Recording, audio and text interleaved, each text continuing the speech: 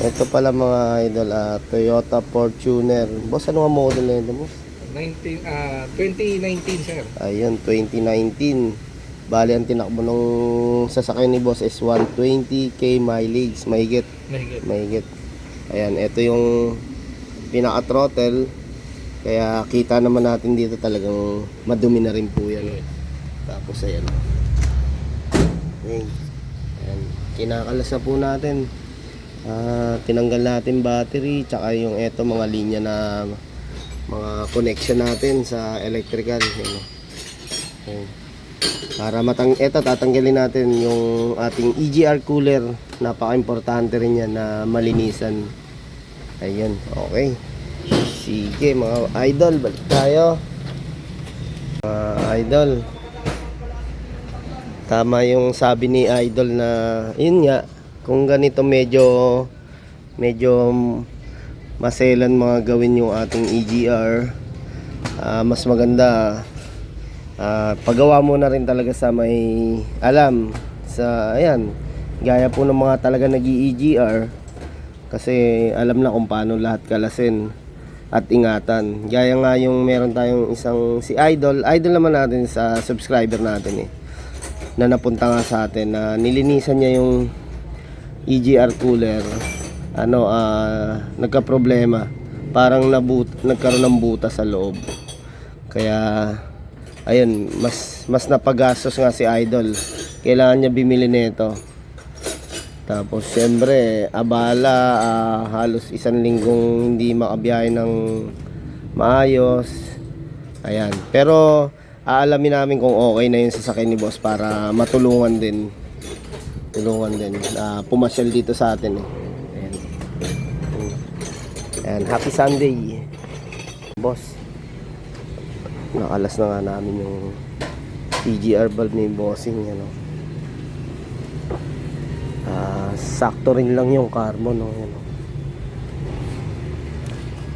throttle.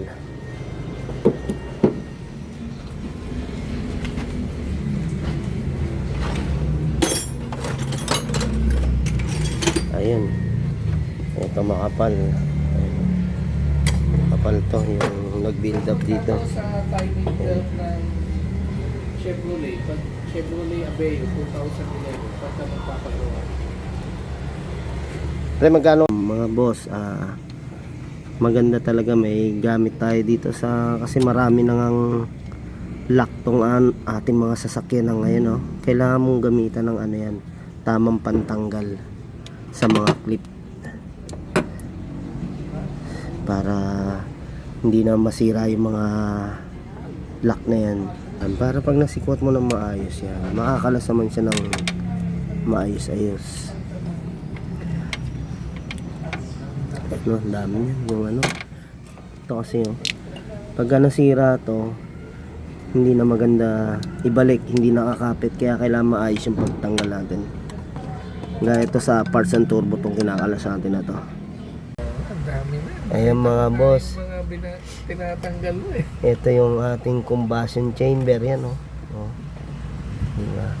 Sa kapal na yan, talagang syempre kailangan natin tanggalin siya para mas lumuwag ang hinga ng sasakyan, diba? Kaya pag naglinis tayo mga idol ng EGR, laging kasama to, kasi kung EGR lang, wala, dudumi agad uli EGR natin yan,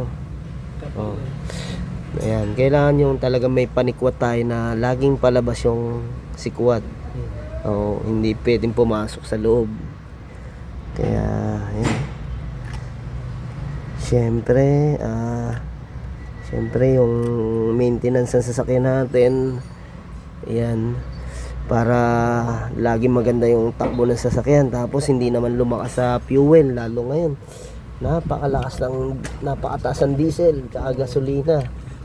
Kaya importante to mga idol, kada butas na yan, sarap tanggalin ng ganyang kakakapal na carbon. Pero itong sasakyan ni bossing is saktong sakto naman talaga, kasi nag 100k mileage na rin mahigit, kaya sakto lang na nalinisan. Ayun. Linisin muna natin. Mamaya pagka malinis na, babalikan ko yan. Ayan mga boss, oh. Binabaran muna namin ng degreaser, oh. Nabawasan na yung carbon. Tapos yung mga tornilyo ni Idol, yan, binabad muna natin, degreaser. Okay. Ito kay boss. Kasi ito na nga. Binanatan na ni pare yung intake manifold. Tapos ito na yung ating and EGR cooler. Boss.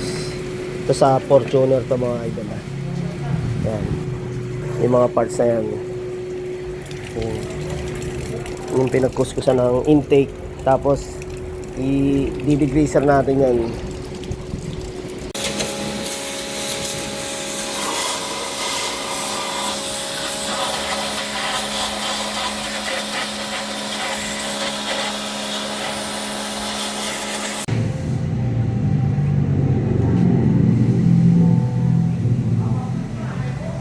Boss, oh, nalinisan na nga natin tong intake manifold.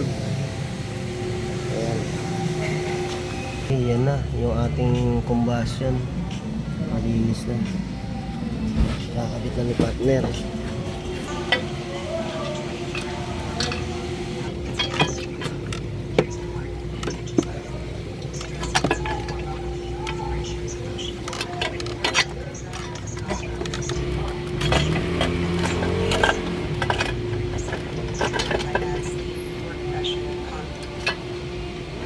Linis, oh. Balik na sa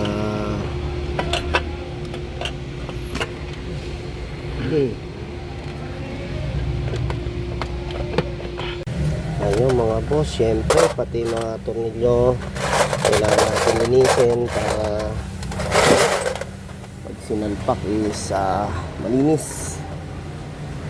Yan. Okay.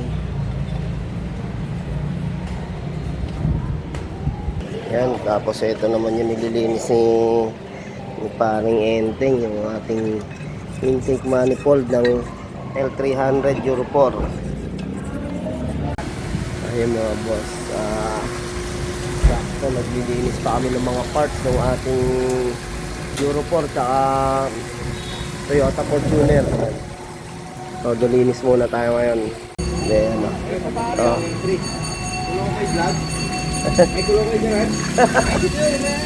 mga boss, bali ito yung EGR cooler natin, oh. Ayan, oh.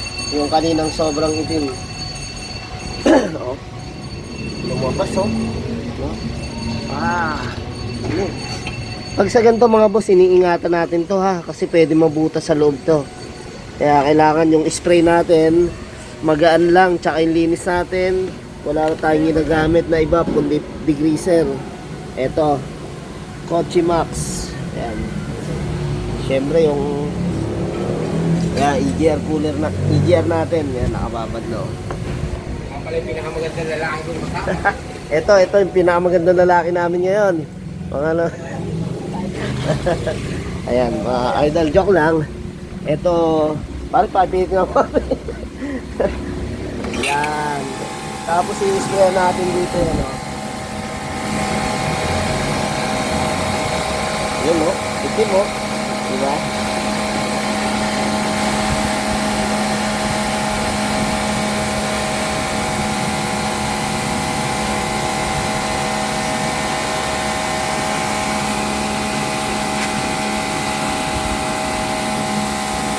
Ayan mga boss.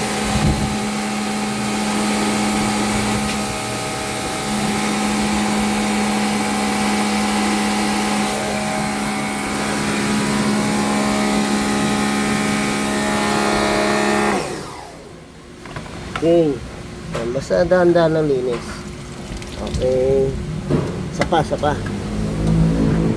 Tapos, ating EGR. Yan. Linisan na natin. Okay. Tapos, throttle, EGR cooler. Ito. Ayan. Ito, binababaran pa natin to degreaser. Hindi, sir. Okay, pre, oh. Ating EGR. Pero pa.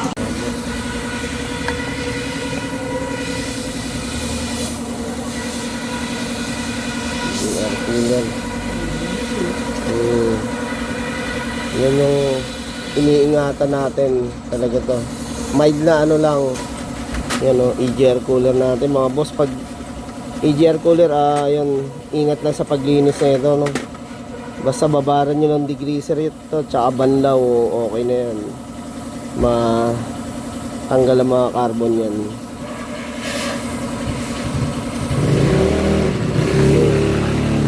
Mga boss, pati eto nilinisan na natin yung sa fuel filter ng boss kasi kasama naman natin siya tinatanggal sa inyo pag di pa ay nakapagpalit ng fuel filter. Kasama na rin yan na pwede natin palitan yan.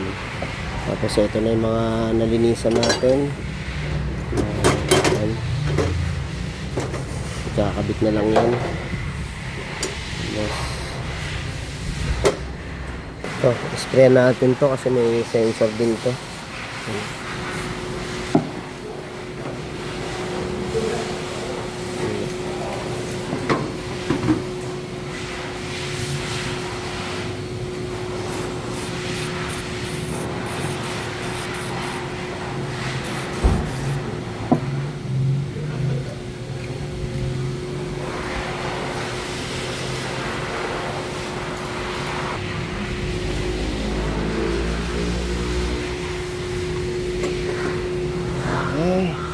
Anong balita?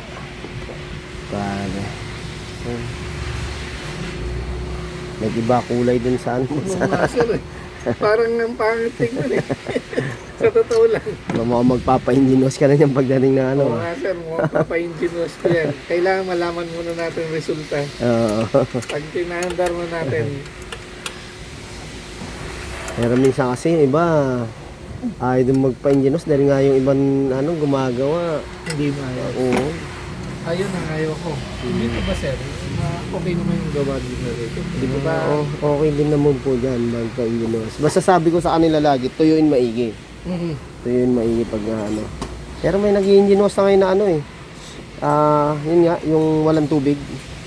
Dry. Pinalitan na nga rin namin yung coolant ni Bossing. Ito ginamit natin yung ating 50-50 mix na Toyota coolant. Okay. Yan mga boss, salinan na nga natin para mapaandar na rin natin itong Fortuner ni Bossing. Ayan, papa-startin na nga natin tapos bomba tayo sa fuel. Sige boss, start. Sige. Okay boss, start. Sige.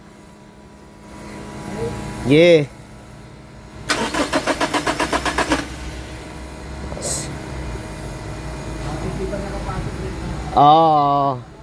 Sige, start nyo lang boss.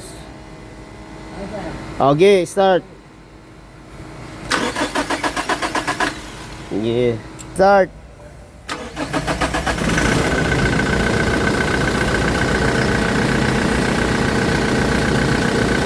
Yun.